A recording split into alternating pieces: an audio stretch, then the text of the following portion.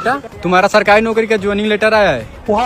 आज ही ज्वाइनिंग करना है, कल जाओगे तो नौकरी नहीं मिलेगी। ठीक है, समझ गया। बेबी, हमारी शादी होगी ना, मैं आपके लिए अपनी पूरी परिवार सबको छोड़कर आई हूँ। अगर मेरी आपसे शादी नहीं हो तो मैं अपनी जान दे दूंगी। बेबी ऐसा कुछ होगा, फिक्र ना करो। अरे बेटा, आज ही ज्वाइनिंग करना है, कहीं छोकरी के चक्कर में नौकरी ना चली जाए। अरे चाचा, नौकरी छूट जाए चलेगा, लेकिन छोकरी नहीं छूटनी चाहिए। रानी, तुम्हारा ज्वाइनिंग लेटर आया।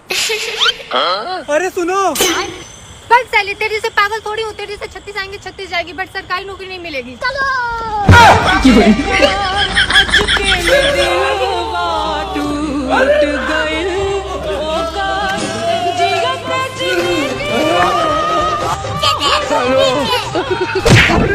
मिस्त्री वहाँ पर मसाला मांग रहा है, तू क्या कर रहा है यहाँ पर?